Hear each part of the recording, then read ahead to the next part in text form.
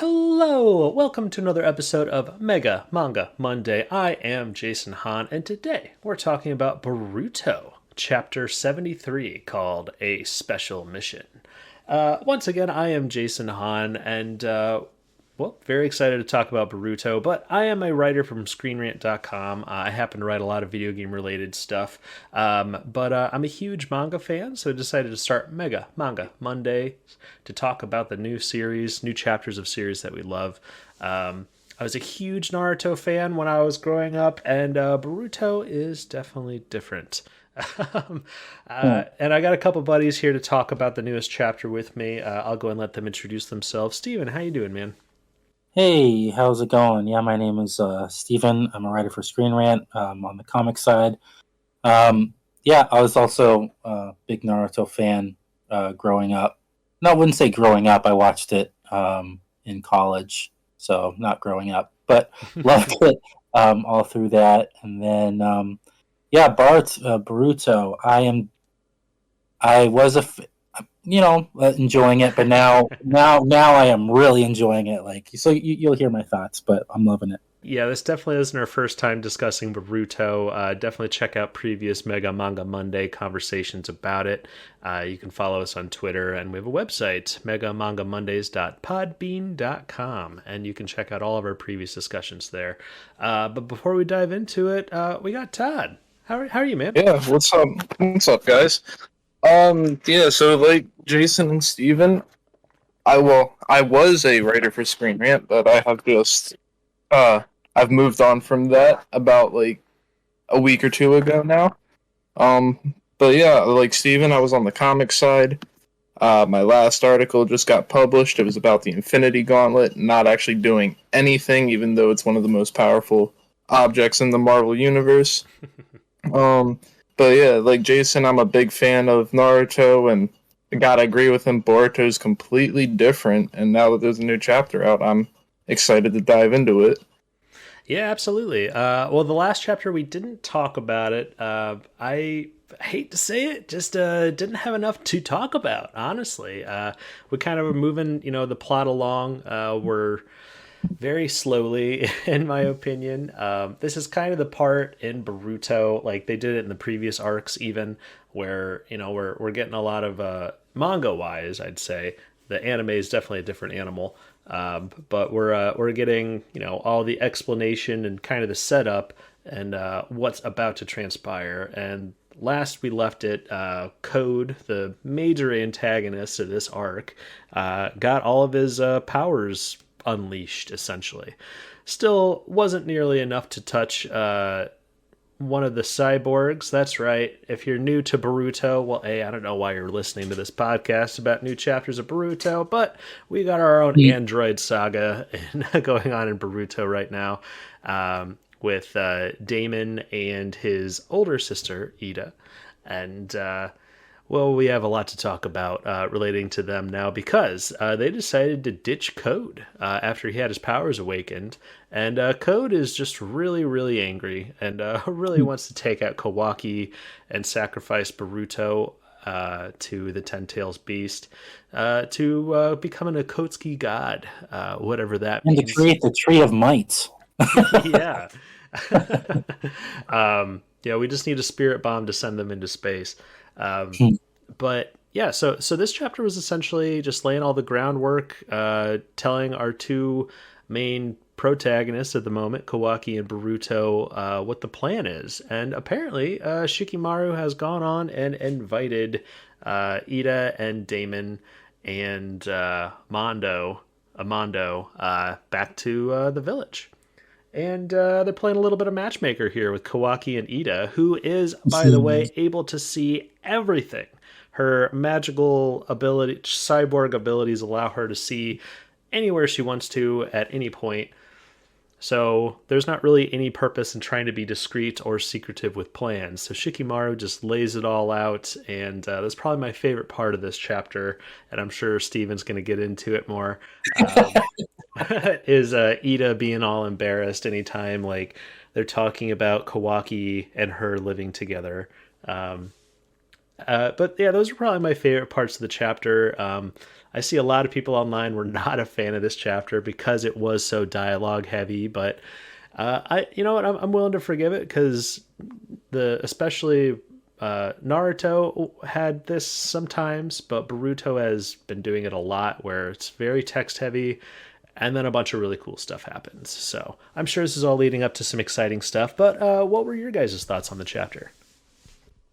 I mean, I can definitely start. I mean, I just say, I mean, this is something that I wanted, but I never thought in my wildest dreams it would ever happen. It'd be like, that would be awesome if it, you know, if they end up living together and they would have to like all those crazy emotions that would come out of that. Like that would never happen.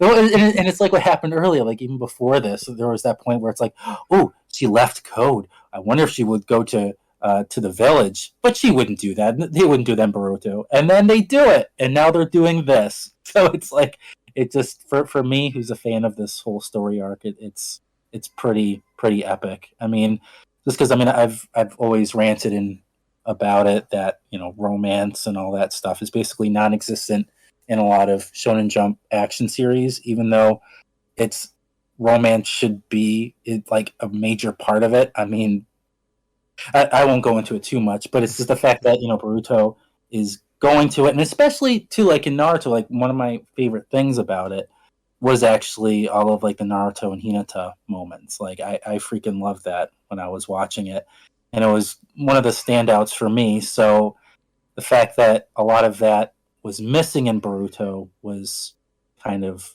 bothersome, but now that they're bringing it to the forefront is like it's been a long time coming. So I'm just really excited. And I'll also say just one more thing too.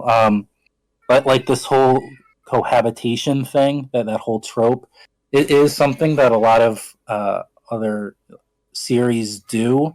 Like some of my favorite series right now, Make the Exorcist Fall in Love, which is on Shonen Jump Plus, and then there's another series that does it as well, Witch Watch, where it's just bringing these characters together. Like one of them usually has an interest in the other, but those feelings aren't reciprocated, and they're forced to live together for whatever reason, and then all of the chaos and emotions that ensue.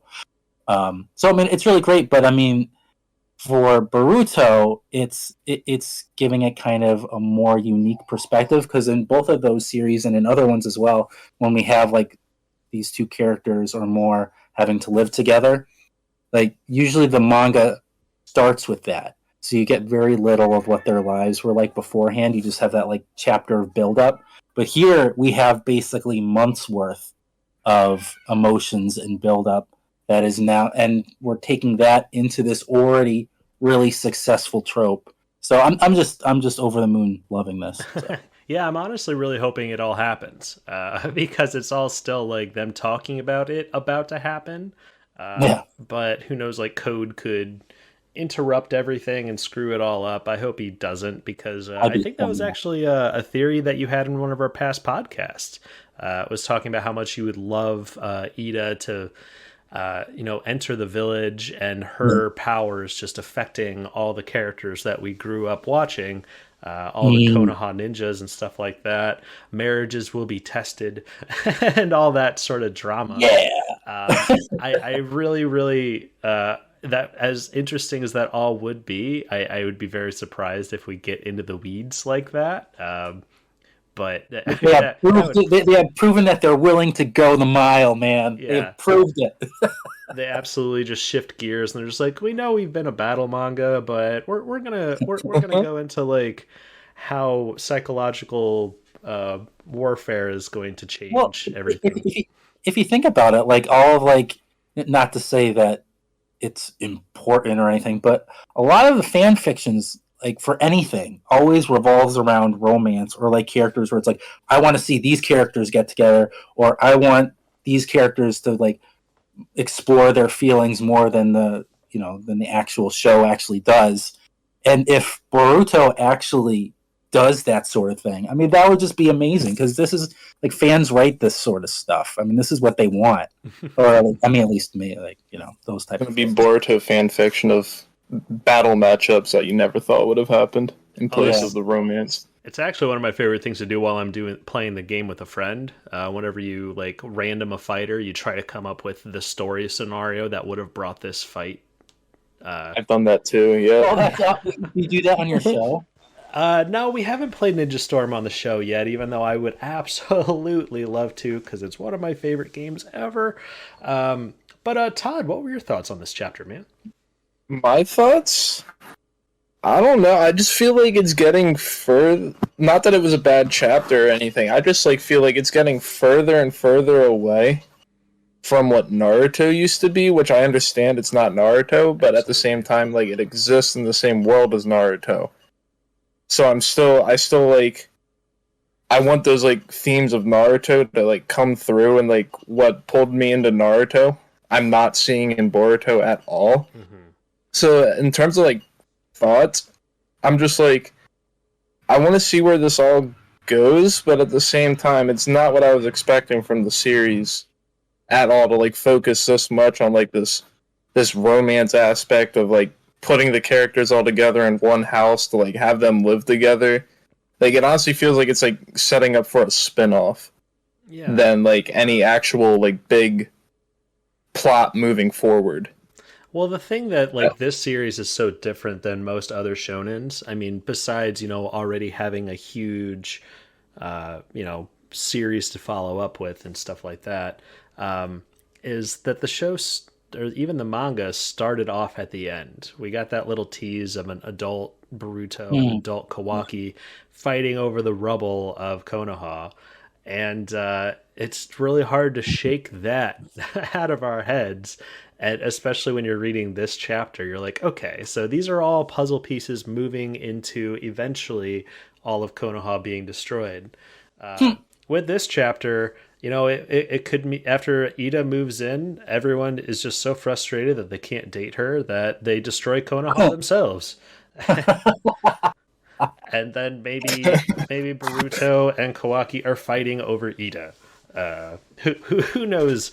It'll probably be a long time before we get there, but I completely agree with you, Todd. Like, this is so different than what Naruto was that I've definitely just, I've separated the two in my brain. Like, they can do whatever they want in this, and it's not going to taint my love and admiration and memories of everything that they accomplished in Naruto. But I'm glad that we got to see a little bit of Naruto and Sasuke in this, and that's kind of the dynamic that I am also very interested in.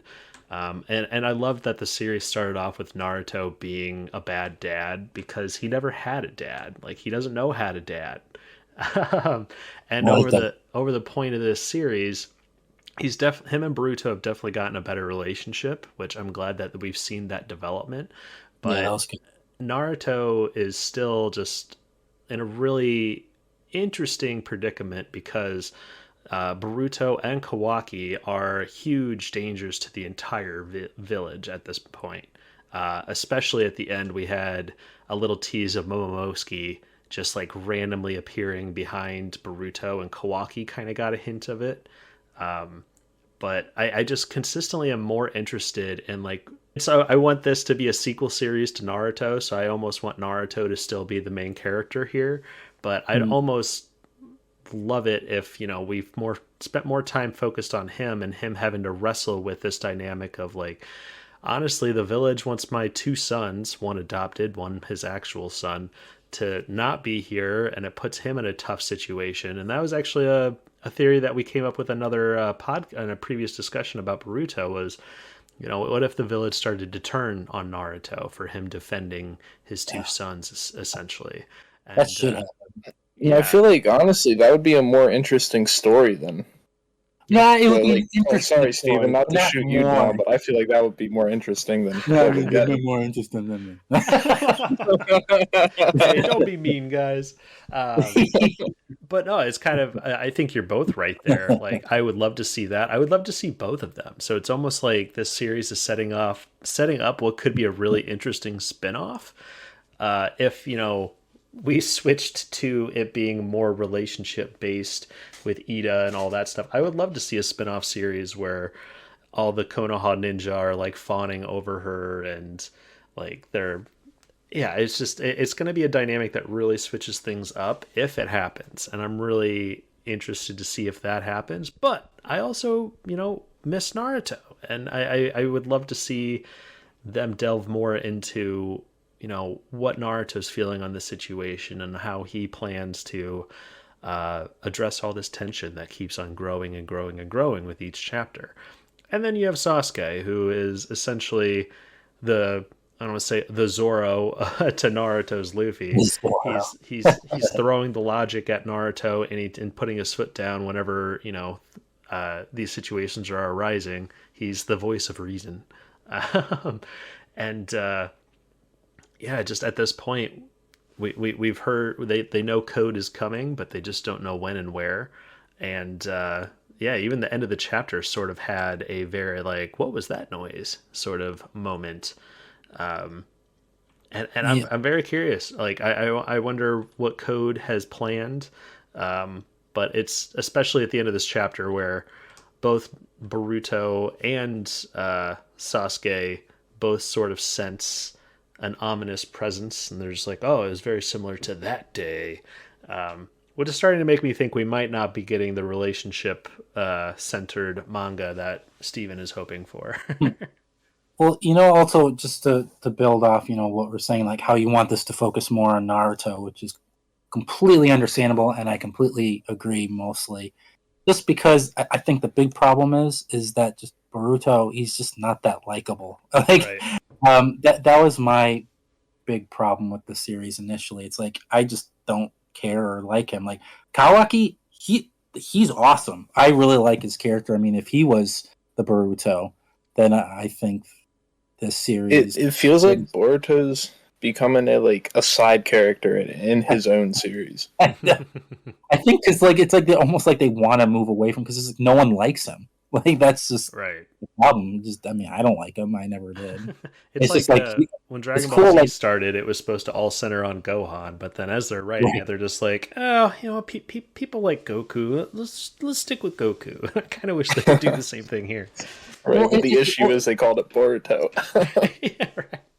well, it's like there's also the thing too. I mean, like moving from Naruto to Boruto, and from Dragon Ball Z to Dragon Ball Super. I mean, Dragon Ball Super. I mean, you might not like it. People have their problems with it, but it's still about Goku, and that's the character people care about.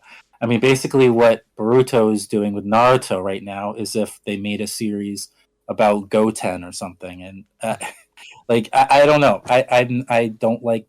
I mean, I'm not gonna say I don't really like Goten or Young Trunks, but it's kind of the same thing. It's like you are reading Dragon Ball because of Goku, or that's one of the main reasons.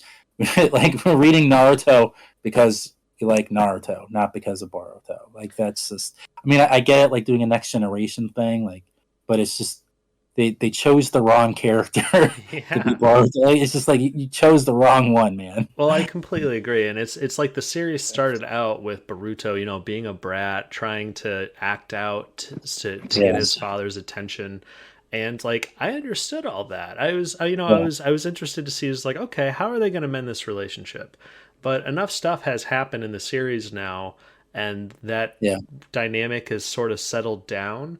But now it's like I'm not even sure. Like Boruto just doesn't feel like relatable at all. Kawaki's got his whole journey of of self discovery, trying to find his place in the world because he had that all stolen from him as a child.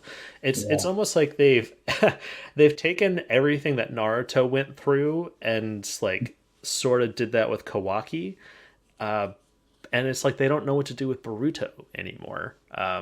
And it's just like it's really hard to feel for Boruto, and I can't imagine anybody, or I haven't seen anybody in the world just like, oh man, Boruto is my favorite character. I've got a Boruto tattoo of Boruto Yeah. and all this. It's Like, it's always like it's never just Boruto. Boruto as its own thing. It's always in relation to Naruto. Well, it's even Naruto's in the name. It's like Yeah, Naruto Next Generations. It's like it's right there. you're right. Yeah, 100%. It's just I don't know. well, and It's it's just like a few chapters ago when they killed Boruto, it was just like, oh man, well, what if he stayed dead? Well, a that would I have, was excited. I was like, yeah, he's gone. yeah, that would have been wild. It's just again going back to like you start the series with the flash forward, so it's like, okay, well, we know he's coming back, so there's not really any tension in him dying. Oh, it's just a clone. Yeah, yeah. Cyborg of It's him. the ninja net. It's oh man, I forgot about the ninja net. Oh boy. Um, but yeah, and we also exist like they've introduced, cyborgs and all that now too. It's just I don't know. I'm waiting for this to get focused because I feel like it was still like it was pretty focused. It definitely had its issues, leading up to Jigen and the Ishin fight and all that stuff, and it's just all been, pretty much after that fight, the series has been trying to find its footing since, and this seems to be leading to somewhere. So I'm not willing to say that this whole series that this is a wash, that the series is ruined, because I'm definitely interested to see where it goes. But it's taking its sweet time. Do you Yeah, think it doesn't help that this is the like long. month-long gaps in between chapters like is playing a part, and like Yeah, the fatigue, or not fatigue, but for lack of a better term, fatigue? No, Uh, I know. I completely. I think that's it. I mean, and not just to say that it's the only reason why it's popular, but I mean, one thing that really helps with One Piece is that for over 25 years, it's been a weekly thing, so it's always there. It's yeah, not. You're not. It's not going away because a lot of series, like once they become an anime adaptation, at that point the mangaka is like, oh man, I'm gonna take a breather. I'm gonna release something every month, maybe even take a few months off, and because of that, it's just people lose interest. And I mean, it's unfortunate, but I think that's part of it.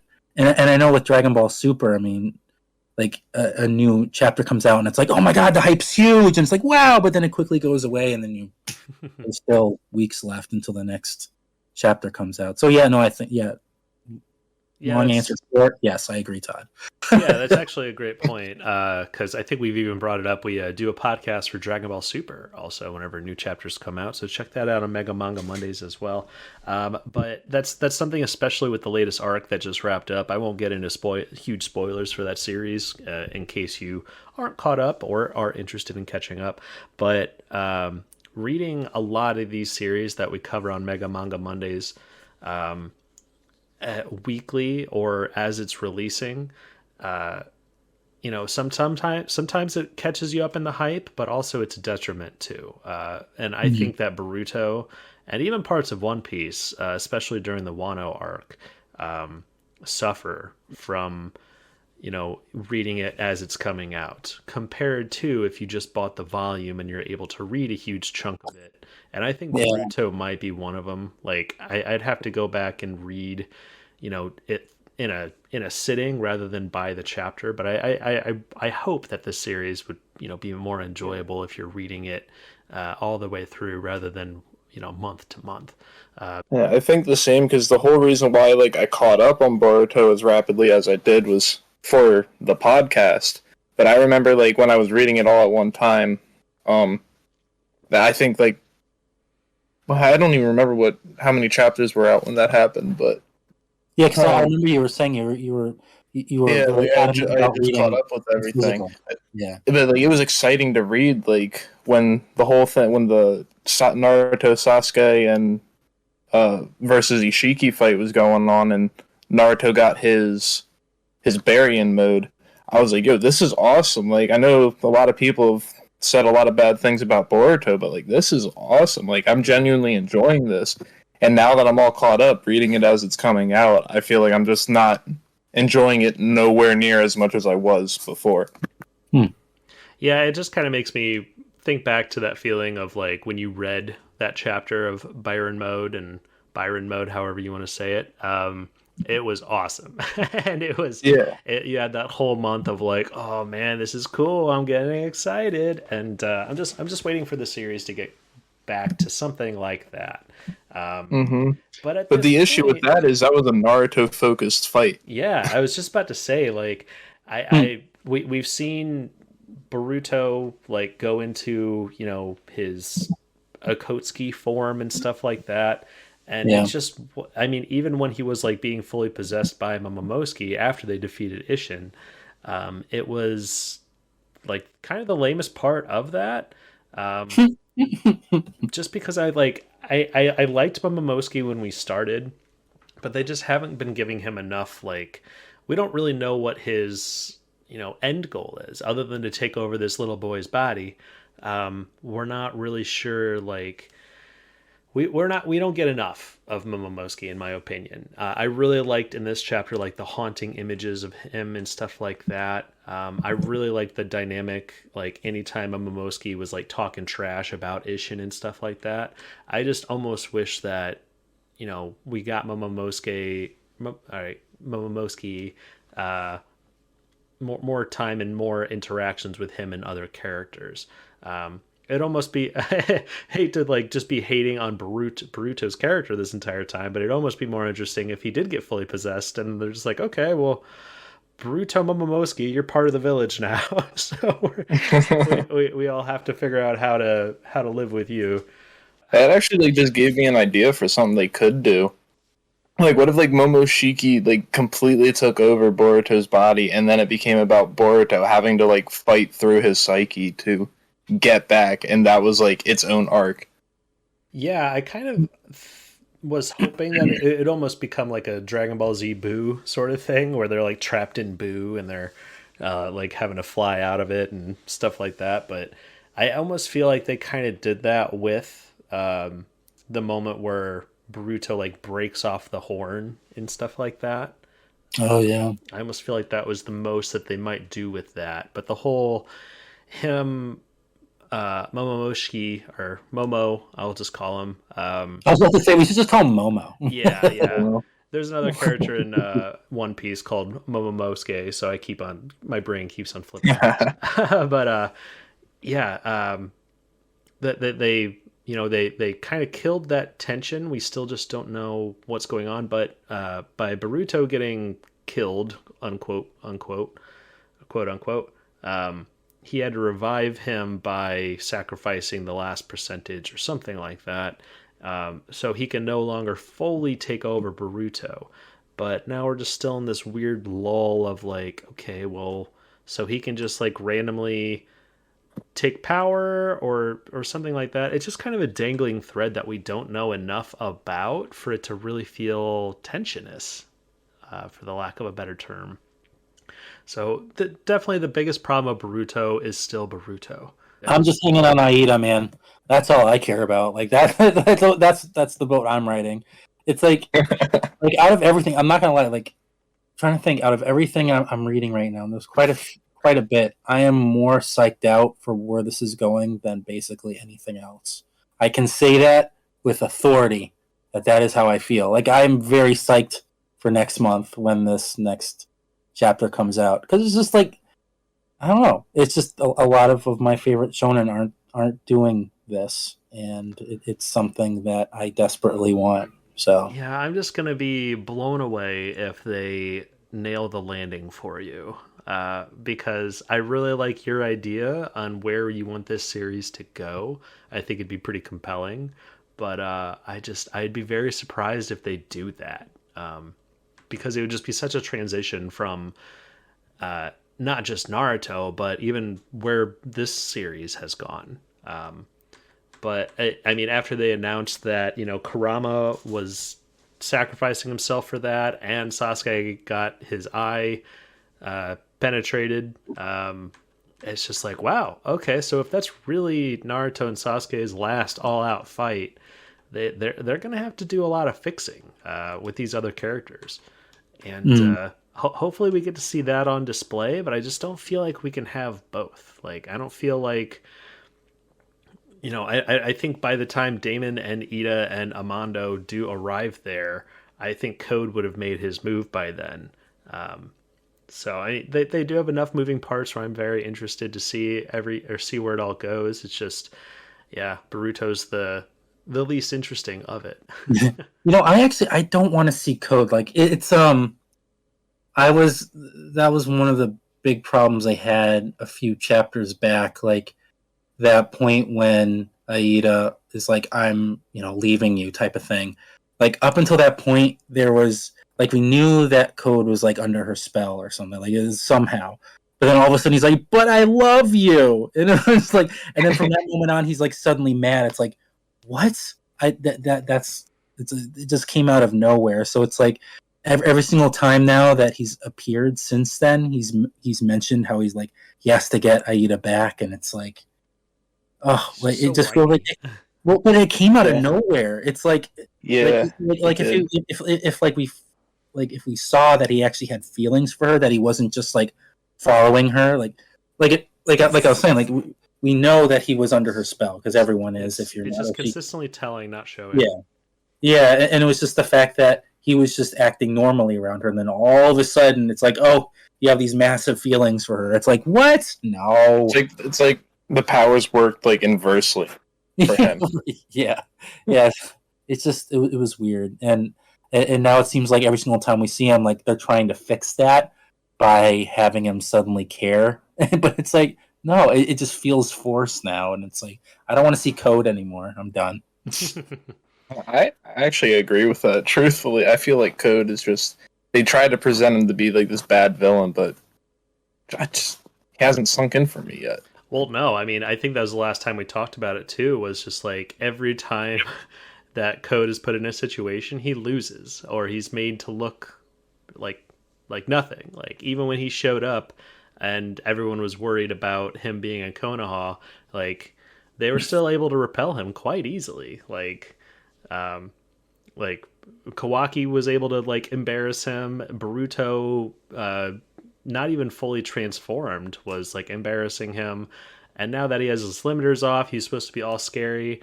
And then the little boy cyborg Daemon just made a fool of him. And so I mean, they haven't successfully made Code scary.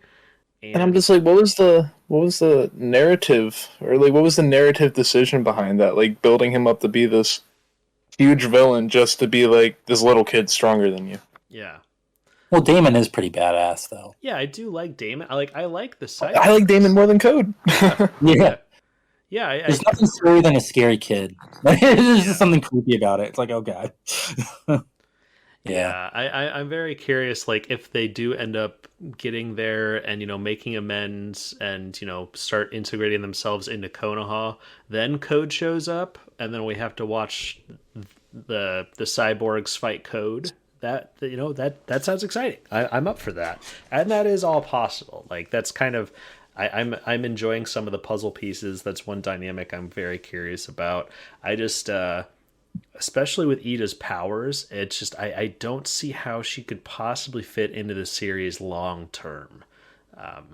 How dare you bite your tongue? I'm not saying I don't want it, but it's just it would radically change the series, like, and her not being able to turn her powers off. But then again, they could absolutely just write that in, where she's just like, "Oh yeah, I could just change. I could turn my powers off. I just never wanted to." Yeah, this has all just been a game. Yeah. But one thing about this chapter, I definitely wanted to ask you guys about too, was actually the final page. It was definitely a flashback panel because Sasuke still had his Sharingan, but it's kind of him alluding to the weird feeling that him, Kawaki, Naruto, and Boruto all felt at the end. Well, actually, Naruto didn't feel it. He even says, "What's the matter?" But we get kind of a flashback panel of Sasuke looking up at, I think it's supposed to be Momo, and he's like on top of something. Is it supposed to be the broken world tree? Is it like a flashback? I was gonna actually ask that too, because I was confused by that as well. Like it looks like the world tree, but then I don't know what like the spiky part is. Well, I mean, I think I know. I think it actually, if I think about it, it might be after they defeat Momo, and then Boruto has that like vision where he sees Momo, and Sasuke kind of notices it too. So maybe that's what it is. Like it was just that feeling of that remnant. Whoever defeats an Akatsuki ends up becoming like the new host for the Akatsuki. And I'm wondering if that's the feeling that he is getting. So Code must be up to something. I mean, this isn't my idea. I think it's something that on the comic side, Marcel, I think it was Marcel who was pitching it. But apparently, there is a theory that Sasuke didn't really lose his Sharingan. That that he still has his power, and that these last few pages actually prove that, since he's able, like he's obviously sensing something, and which is an interesting take. I mean, I haven't looked into it at all, but apparently that's something a lot of fans are thinking. That is interesting. But can't, like, wasn't his eye that the Sharingan was in, was that eye given to him, or was that his? Is he still rocking Itachi's eyes? Yeah, I think he has always been rocking Itachi's eyes, and I think the Sage of the Six Paths, when he gave them awakened Naruto and Sasuke's like abilities, I figured he just like awakened it. It's not so much he gave him another eye. Yeah. Okay. Well, that whole eye given thing is like really weird, but Well, yeah, and it's so ill explained too that it just feels like it could conveniently be whatever the writers need it to be at that particular moment. Same thing with the Sasuke right. thing, I feel. Because, I mean, he had a very powerful Sharingan and a very powerful Rinnegan eye. One Yeah. of them was damaged, but the series has never fully gone out to say, like, oh yeah, if that eyeball is hurt, you can no longer use any of those abilities. All of those powers are tied to the seals in your eye. Like, I don't know. Your brain is also, Yeah. very complex and kind of holds all that stuff. So I mean, it's all stuff that's been like loosely explained, so they could change it at any point. But I think it's just we needed to really nerf Naruto and Sasuke to have the tension be built up. But as we've said before, there's not really a lot of tension because every time we've seen Code do anything, he's gotten thwarted. So at this point, he feels like an old Disney villain who, oh, Bruno, you're trying to steal the pies again. Well, no, no, no, no, you're not allowed to do that. Like, that's kind of how Code feels. It's like, hey, who left this claw mark here and not, crap, there's a claw mark here. Yeah, somebody put some dirt on it. Oh my God. Just put a bucket of water over it. This is going to be hilarious when Code shows up. Yeah. Or somebody get their dog to poop on it because it might go to the other side. That's awesome. Well, yeah, I don't know. I loved most of the panels with Eida were fantastic, and the highlights of this entire thing, just because she's being adorable and embarrassed, and just it's always nice. Especially that's one character that I think they've built up to be way more intimidating than Code, and I think she's obviously supposed to be more intimidating than Code at this point. Even Shikamaru is like, she can destroy the world or take over the world if she wants. Like, he's really ramping her up. It's like, whoa, okay. Like, already she was intimidating, but Shikamaru is really like hammering it home. It's like, yeah, she won't only take over the village if she could, but she could take over the entire world. It's like, whoa, all right. Well, and Shikimaru has always been another one of my favorite characters. I mean, even in Naruto, and I feel like they have done a pretty good job of like not nerfing him in this series. But I love that was another bit of my favorite parts of this chapter was even she was just like, Shika, I like how your brain works, Shika. Like, she's starting to even like admire Shikimaru's thought processes and stuff. Calling him Shika Deer. Shika Deer, yeah. I just this was all set up, and I'm hoping that next chapter we get into it. I'm hoping it's not more setup. I actually wouldn't mind the set. Like, I'm just enjoying this ride, like all of it.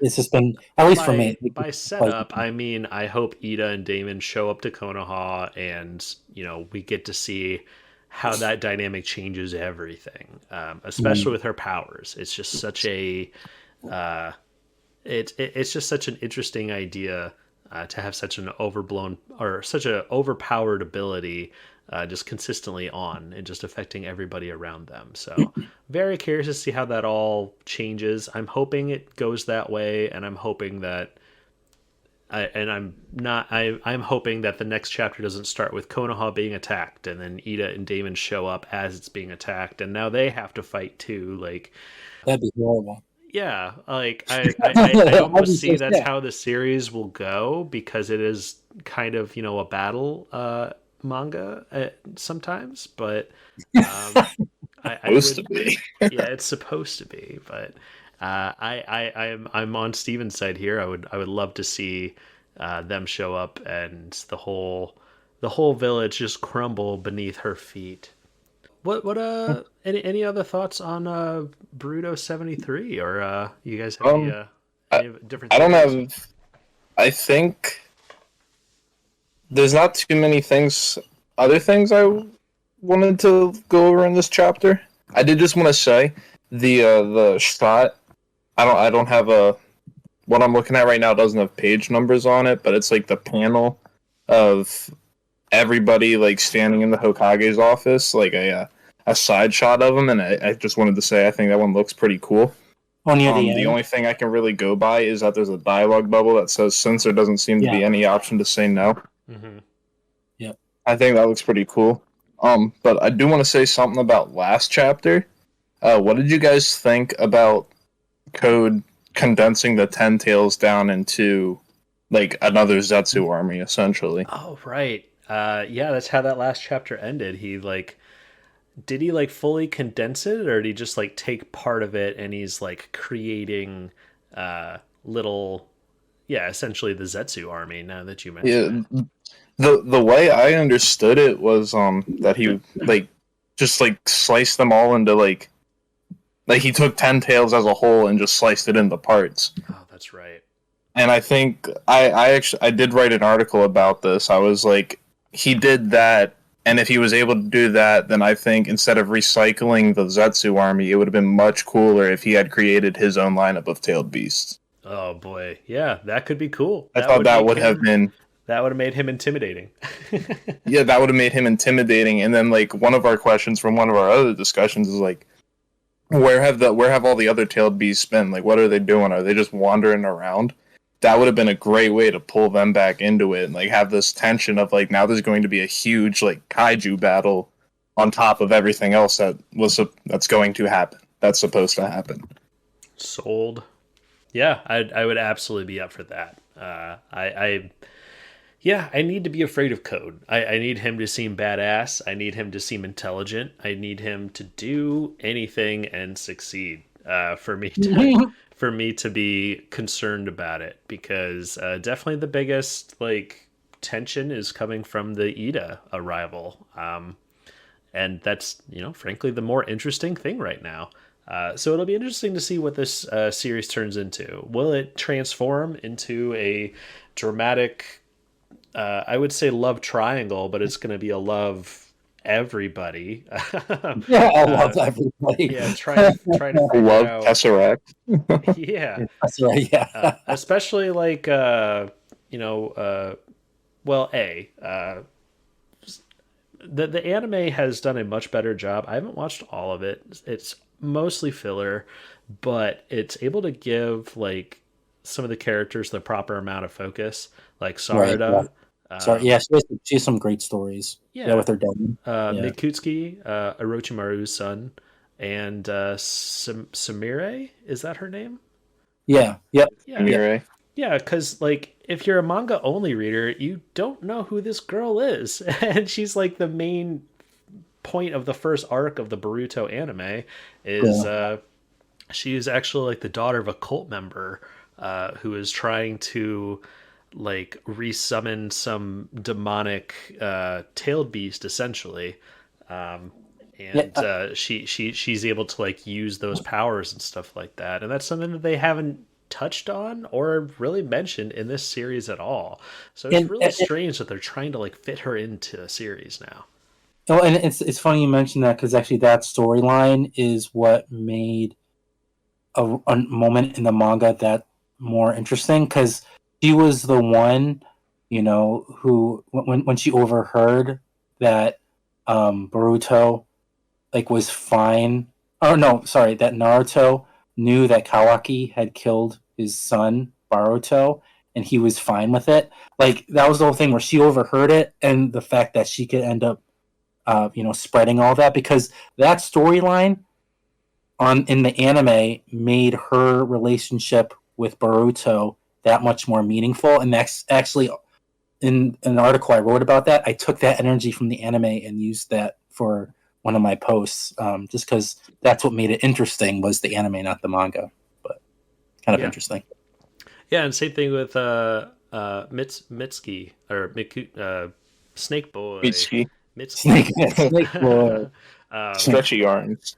Yeah, like that's another character that they've done a pretty good job of fleshing out in the anime, and it's just kind of strange. Like if suddenly he shows up in a battle and he's doing Sage mode in the manga, it's like we haven't seen that. That hasn't been established. Like if they came out and said like everything in the Boruto anime has also happened in the manga, but it's just it's something that I think the Dragon Ball franchise is really suffering from personally. Also, is you have all these different teams doing different projects, but none of them are like communicating with each other to make it all like line up or make sense. So it's just you have all these separate projects that are all awesome in their own right, but it could be a lot cooler if they all like related to each other. And that's something I feel like this series needs too, because it's almost doing it without explaining like what actually happened and what's canon and what isn't. But yeah, hopefully this big conflict that happens will change that. But also very curious to see what Eida's abilities or what sort of effect they'll have on Sarada and Naruto, obviously, honestly. Yeah, and to answer your question, Todd, about the last chapter about how it ended, I actually glossed over that because Aida wasn't in there. So I was like, "Oh, what's going on with Code? I don't care. Where's Aida? Oh, the chapter." So yeah, I think it would be. I hope it ends up being cooler than the Zetsu army, but I'm afraid that it's just going to feel exactly like the Zetsu army. As cool as it was to see, I thought it was drawn really cool, and I liked the design. It was honestly a little disappointing because I'm just expecting them to code to create a bunch of putty monsters essentially that can all Yeah. just die without us having any emotional attachment to them. And that's kind of a one thing I think that the Naruto arc kind of suffered with, but they tried to supplement that by introducing the Edo Tetseis and everybody having to confront people that they used to love and stuff like that. Right. And then how do you raise the stakes on that? Make them tailed beasts. Yeah, yeah. So that could be exciting. We'll see how it goes. I mean, yeah, if you make them all tailed beasts, that's definitely going to make it more intimidating than anything that they had in the war Right. arc, which is where this series needs to do. Like that was a Yeah. major problem And so many like people had with the end of Naruto was like it got as big as possible, and then you want to do a sequel series with other characters, and you keep on saying, "Oh, they're more powerful than these characters." It's just like I doubt it. Every way you guys talked them up in Naruto, it's just power scaling is hard to follow with that. yeah, I like to think that like the Sage of Six Paths was like the all might of Naruto. Granted, I'm not caught up with my heroes, so like I don't know if like anything's happened to make there be another hero that's stronger than All Might.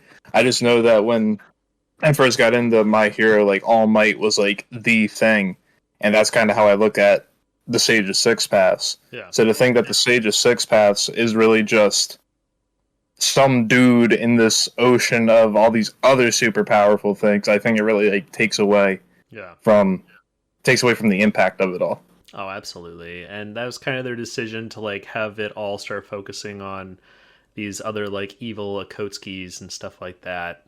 I just and especially at this point, like with the Ishin stuff, it was like, okay, they're kind of building up this Akotski threat.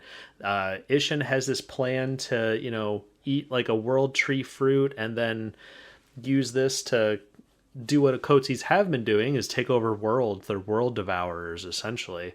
And it's just like I'd be cool if the series kept on going towards that, but Yeah. just we've been away for that for so long. And then they introduce cyborgs, which just changes everything, and it feels unfocused. I needed to get focused again. But we'll see next month on chapter 74 if it starts to do that or not. I still am in the vote of I wish that the Boruto series. Oh boy, these are some harsh words, but let me finish the sentence before any judgments are fully made. But I wish Boruto the series didn't exist, so then we could have like I would still much rather us have had a series where it's like Naruto after like years after the war, but before Hokage, like young adult Naruto and the last era. sort of like even a little bit after the movie happens, because it definitely jumps from like Naruto and Hinata have their love story blossom and all that stuff in the movie, but they're still like 17, 18 years old. I would love to see like a 20s-year-old Naruto, and or even do a prequel series like the first Hokage and his brother, like the dynamics of them like trying to get the village to established and how the other villages came to be. Like there's just so much rich story stuff that the series could do. And I had actually been thinking about this when the new Dragon Ball Super movie came out. I came out of the theater feeling excited. It was awesome. It was a great movie. I loved it. Saw it a couple times. But I was leaving the theater. I was like, man, I wish I was this excited about Naruto. Like, there's not like new Naruto games. There's not like new Ninja Storm. I would love like a Fighter Z, but for Naruto, that'd be amazing. They could have like movies, kind of how Dragon Ball Super is doing right now. Is like each movie's its own individual story. Like I wish Naruto as a franchise was there. But they're just putting all their chips in this manga right now, and it's not paying off. No. I wish I agree with you, Jason. Sorry, Steven. I just like I don't want to get on my own long-winded rant. I just want to say like I honestly wish they did. We weren't. I wish we weren't in the Hidden Leaf again. I wish we, as like nothing against the Hidden Leaf. I just wish like the ninja world is so rich. And like even though in Naruto we saw like glimpses of all the other villages, all the other parts, like it would have been cool to have a story set in one of those other villages. And then I feel like it would have, if like Naruto and Sasuke showed up as like cameo appearances, I think it would just be that much better. Oh, that would be great. Have Sasuke show up because he's like wandering. Yeah. Well, I completely agree, because when I heard there was going to be like a Naruto sequel, like that's what I thought it was going to be. I was like, oh, we get to get, maybe it'll take place in another village and we can explore their whole thing. So I'm completely in the same boat. But then I was already, even before it started, when I found out it was taking place in the Hidden Leaf, I actually, when it first started, I didn't even read it or watch it for a while, just because I was like, oh, we're going to see the Hidden Leaf again? I don't care. So, yeah, no, I completely agree.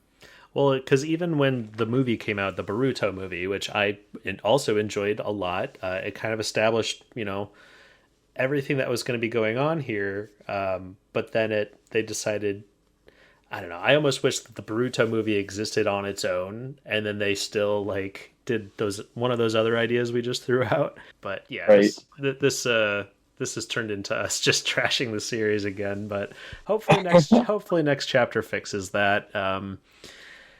Yeah, because it's the whole series like started with the Boruto movie, which sure, Boruto had a great character arc, and we got to find out, that Naruto's a bad dad, and they're struggling to do all that. And then at the end of that movie, things are all good. I haven't even seen that movie. You really should. It was great. Yeah, it's great. The anime does some things better, especially with Momo. They redesign his character in the anime and make the fight even cooler. But both fights are amazing. Go check that out. But anyway, while that movie's going on, it is still a Naruto and Sasuke like centric movie. And the whole series was kind of also following them until, they got their huge debuffs in the last arc. and the series just has a lot to fix, or a lot to make up for now that they're gone, and just waiting. We're waiting for that, but I feel like I'm talking in circles. Anything else about Boruto before we move into plugs and recommendations, gentlemen? Oh, No, I think we pretty much covered it, except that Aida's awesome. I'll just say that again. Can't say it enough. Uh, you know what, Steven? I'd be very curious for you to write like your own spec script on just Aida, like her own. If there's a whole spinoff, I would love to read your pilot episode of that. Yeah, I could never do her justice. I'm not worthy. Well, I think I know if I need to find a cuddle pillow of Ida, and I know that'll be your Christmas present this year. So. That's what we need to do. We all need to pitch in to get Steven a cuddle pillow. Yeah, actually, one of my best buddies I've known for like 25 years or so. Was the one that always told me, dude, you gotta get into One Piece. It's really good. And after years and years, That I never finally happened. did. Yeah, that never happened. After I finally got into it and fell in love with it, I'm a huge One Piece fan now. But that was my Christmas present to him. I bought him a Luffy cuddle pillow. Aw. Anyway, great segue. Segues are cool. But this has been Mega Manga Mondays for Boruto Chapter 73. And next chapter, I think we were on break last time, so we don't have a break next time. So we'll be talking the next chapter of Boruto, as long as there's enough to talk about. But please follow Mega Manga Mondays on Twitter at @mmanga Mondays. And you can listen to us on Spotify, YouTube, and as I said earlier, we've got our own website that I would love for you to check out. It's all one word, megamangamondays.podbean.com. But I, Jason Hahn, writer for ScreenRant.com. Please check out my stuff in the video game related section. I also do a YouTube channel called Honzy and Friends, where I like to stream on Sundays and Wednesdays and upload a comedic Let's Play video from time to time. Please subscribe to that and check that out if you're a fan of the sound of my voice. Steven, any plugs or recommendations, man? I would just say I'm really excited. A little while ago, I was gonna do an interview with the director of the Chainsaw Man anime that's coming out. That ended up, yeah. So unfortunately, it's gonna be, they want to do it via email. Still exciting though. And then they also connected me with the people at Crunchyroll. Connected me with the composer for Chainsaw Man, Kensuke Ushio, and apparently I'm going to be getting their answers soon. Oh, that's exciting. It's cool to write about it, but I actually just really want to read the answers to my questions because that's what I want to know. It's because I'm very, very excited for the anime. So whenever that happens, look out for that. Just really excited. Yeah, are they going to be sending you those answers in Japanese? Or are they going to be translated? No, luckily they're translating them. Because I was going to say, if they send them in Japanese, send them my way, just so I can read through them with you. Yeah, Todd is quite proficient in the Japanese language, so if we ever get a hold of Raws before the internet does, we have a guy to send those to and get those chapters translated fast. I'll try my best. Absolutely, man. Well, yeah, speaking of what Steven just said, we're also huge fans of Chainsaw Man on Mega Manga Mondays, and that's another series we like to talk about. I think that's coming out every 2 weeks now. But the Chainsaw Man anime is about to happen, and I don't think the world is ready for it. No. As somebody who's all the way caught up on the manga, it starts out you thinking, okay, this is a fun romp of a series, and then it gets very dark and twisted and very existential. It's a fantastic series. Can't recommend it enough. We're not sponsored by Chainsaw Man, but yes, please. You got credit where credit's due. That's all we're doing. Absolutely. And Todd, how about you, man? Any recommendations or anything you'd like to plug today? In terms of plugs, since I'm not really writing for Screen Rant anymore, I would say just like I said, my last article was just published. It was called Marvel's All Powerful Infinity Gauntlet doesn't actually do anything. Go and check that out. You can That's a check great out title. any of my work on there. That's really all I have to plug. But in terms of recommendations, there's a really great anime series that I watched last summer called Record of Ragnarok. It's pretty much just a battle anime between like gods from all these mythological pantheons against human figures from different points in history, and it's just them coming together and duking it out for the battle for humanity. And like, it's only a 13 episode series right now. Season 2 is hopefully coming soon, but oh my god, it was awesome. You just gotta watch it. It was awesome. All right, very cool. Well, yeah, I'll have those plugs and recommendations listed in the description, so definitely check those out. But yeah, I think that'll about do it for this episode of Mega Manga Monday. Thanks for your time today, guys, and look forward to the next one.